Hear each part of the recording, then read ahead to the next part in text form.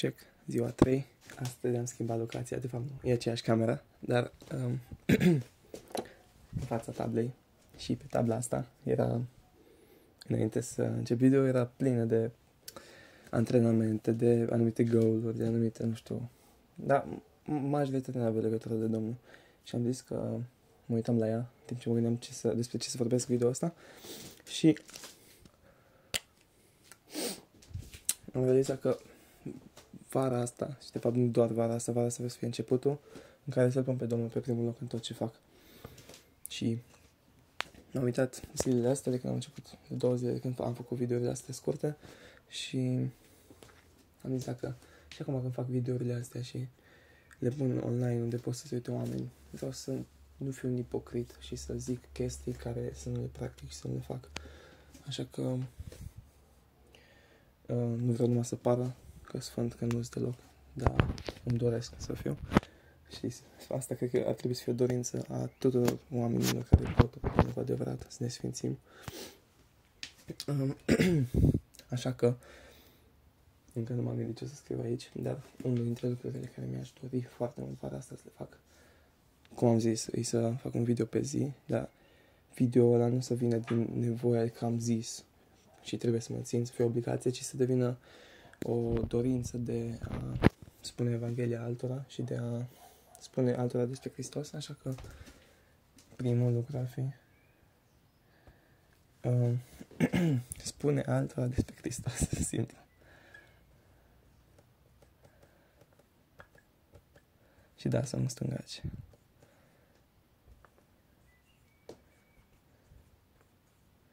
Despre Hristos. Și asta ar trebui să fie, cred că, în scop comun a tuturor creștinilor. Mergeți și spuneți Evanghelia tuturor făpturilor. Și mă gândeam la o idee care mi-a stat în cap în ultimele săptămâni și care se referă la faptul că majoritatea dintre noi, care provenim din medii creștine, avem o mulțime de informații aruncate la noi. Chiar dacă poate nu ne citim Biblia așa de mult, ajungem la biserică, ajungem la grupe de tineri, posibil, la poate un grup mic, care deja îi o mulțime de informații și dacă noi nu ne luăm timp după să o asimilăm, să stăm cu Domnul, să avem o relație personală cu El și nu doar să mergem la grupele astea care poate că pot să fie doar un mod de socializare și nu așa de mult de învățătură, putem să ajungem să primim multe informație și de fapt să nu rămânem cu nimic și să trecem tot anul fără să învățăm nimic. Și pentru mine asta a fost un obstacol destul de mare, pentru că am tins să merg la toate chestiile care am fost chemat sau la care le-am văzut. Poate a fost fear of missing out sau a fost chiar dorința de a mă implica și a fost, de fapt știu că a fost un pic din fiecare și depinde de fiecare, a fost un pic mai mult, poate fear of missing out sau poate că chiar dorința de a mă implica. Dar vara asta ce mai vreau să fac poate să reduc, să zicem, întâlnirile astea așa, care sunt doar de formă și să mă focusez pe relația mea cu Domnul, să mă focusez pe a crește în cunoașterea cuvântului cu adevărat și nu doar a asculta și a pleca de acolo ca și în, unde se spune asta? Oare în Iacov? Sau spun prostii? Cred că în Iacov, zice 2 secunde.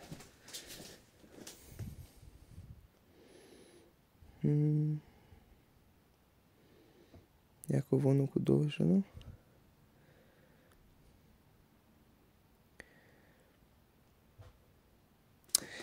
În Iacov 1:22, fiți împlinitori ai cuvântului și nu doar ascultători, înșelându-vă singuri. Deci asta e a doua dintre lucrurile care vreau să le fac. Să fiu un împlinitor al cuvântului. Ce citesc și fac.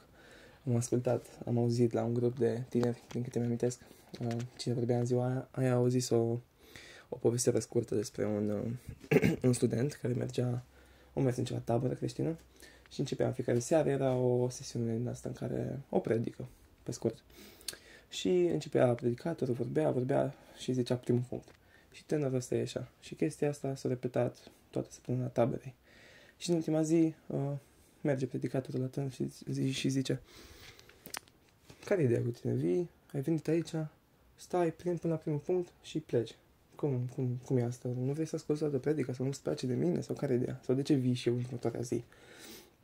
Și din câte mi-amintesc, sper să nu zic prostii, dar tânărul o zis ceva de genul ăsta, că păi mi-ați spus să fac chestia asta, mi-ați spus că trebuie să schimb chestia asta, că Domnul ne zice să schimbăm chestia asta, am plecat și îmi doresc să o schimb, nu mai am timp să mai ascult încă 10 chestii. Și poate că e între extremă lucrul ăsta, dar în același timp cred că noi suntem de foarte multe ori în cealaltă extremă în care primim 100 de predici, 100 de chestii care trebuie să le facem și nu facem niciuna dintre ele. Merg la un grup de băieți în care vorbim despre poruncile lui Hristos, care ne le-a dat tuturor creștinilor. Și însă 50, 51, dacă mai amintesc bine, sau 52. Și studiam câteva în fiecare săptămână și ar fi bine să le și aplicăm și mă uit. Noi suntem deja pe la porunca 30 ceva, 40 poate. Le-am aplicat eu pe toate astea sau mi-am dorit din toată ființa să le aplic sau am trecut numai prin ele și cred că 90% din timp aș putea zice că am trecut numai prin ele. Așa că, da, astea a doua. Să practic ceea ce spun, cum să formez mai bine, să practic ceea ce spun și să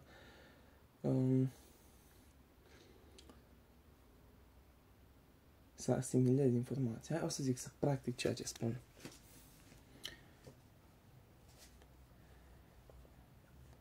Practică ceea ce spui.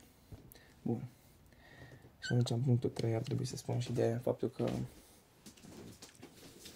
să fii împlinitor al cuvântului, de fapt intră aici, da. Să fii împlinitor al cuvântului, să practici ceea ce spui și îmi doresc să spun Evanghelia, în primul punct. Deci, dacă spun Evanghelia, trebuie să trăiesc Evanghelia. Așa că, da. Bun.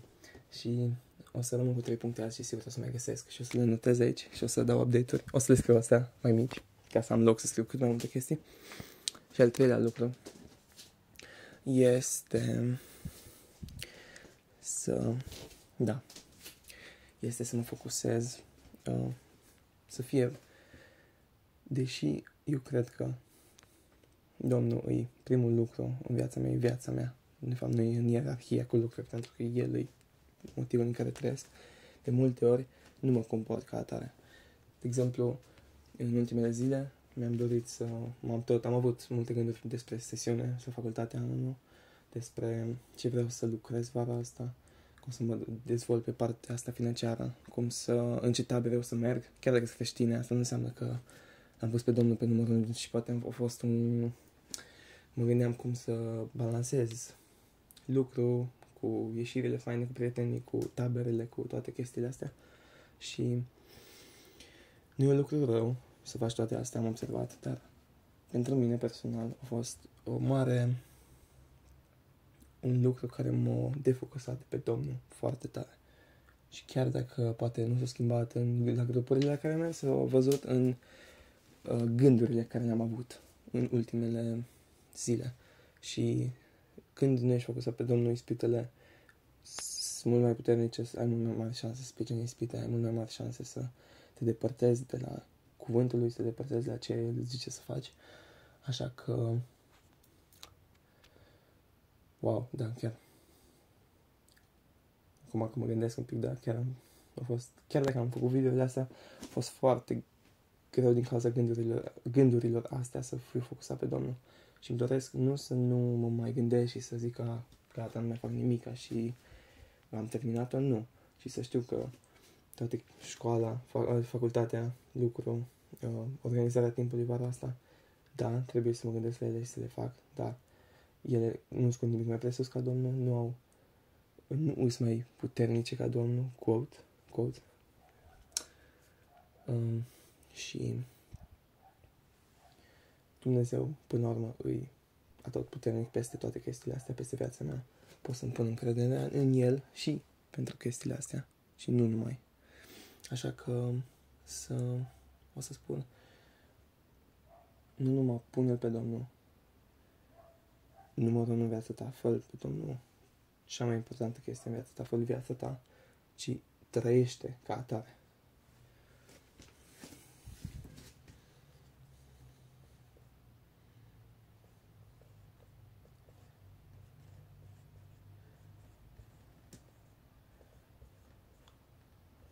Fă pe Domnul numărul 1 și trăiește ca atare. Asta e cea mai importantă parte.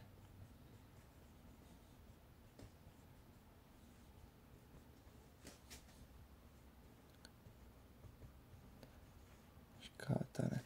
Pentru că poate de multe ori spunem că da, Dumnezeu e cel mai important lucru, că nu, e Dumnezeu și atotputernic și toate astea. Dar noi trăim după ceea ce spunem. Aici vine iarăși, practic, că ceea ce spui. Spun că e Dumnezeu numărul 1 în viața mea, spun că Dumnezeu e viața mea, spun că Dumnezeu e singurul motiv pentru care trăiesc. Dar trăiesc ca și cum El e singurul lucru pentru care trăiesc. Sau numai spun. Hai să ne aliniem, hai să îmi aliniez în primul rând și cu toții. Să ne aliniem ceea ce spunem cu ceea ce facem. Și așa putem să fim un exemplu pentru oamenii care nu-L cunosc pe Domnul, să putem să fim un exemplu prin purtare, prin vorbire, prin modul de viață pe care îl trăim. Și ce alt mod mai bun decât să nu numai să spunem, ci și să trăim ceea ce spunem. Ziua 3, ne vedem mâine.